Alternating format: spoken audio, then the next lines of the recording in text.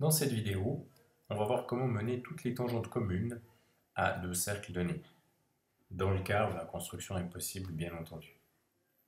Pour commencer, on se donne un rayon du plus grand des deux cercles.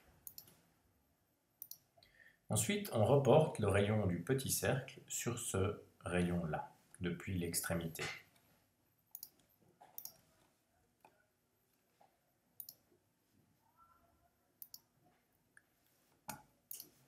Ceci nous donne un segment dont la longueur vaut le rayon du grand cercle moins le rayon du petit cercle. Ce segment nous donne également un cercle. Et maintenant, le problème est réduit, est ramené au problème de la construction précédente, c'est-à-dire la construction de la tangente passant par ce point à ce cercle ici. Donc, on procède comme précédemment.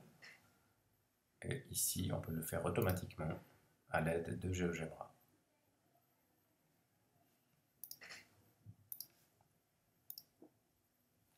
Une fois qu'on a ces deux tangentes, on va pouvoir déterminer l'intersection entre la tangente et ce cercle-là, ce qui vient automatiquement quand on fait la construction, et tracer une demi-droite issue du centre du cercle, là, qui va ici. Maintenant, on va compléter une forme qui est ici un rectangle, de manière à obtenir la tangente extérieure.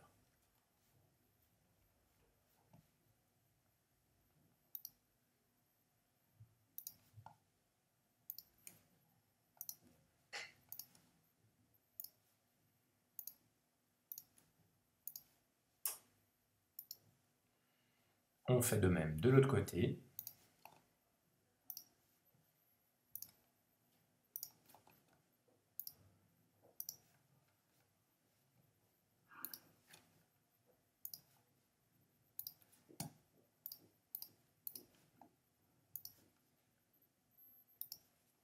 Et on obtient les deux tangentes communes extérieures au cercle.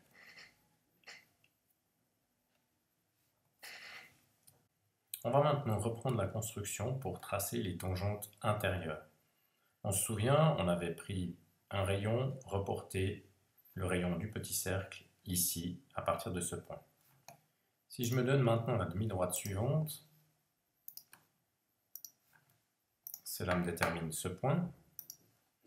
Et je peux maintenant dessiner un cercle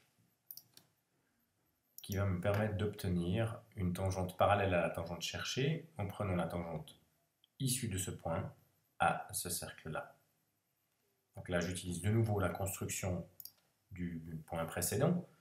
Ici, je peux l'automatiser avec GeoGebra. Cela me donne les deux tangentes. Je prends les deux points d'intersection entre ce cercle, cette droite, ce cercle et cette droite. Et puis, je trace les deux demi-droites ici. Et il me suffit de compléter à l'aide de deux parallèles.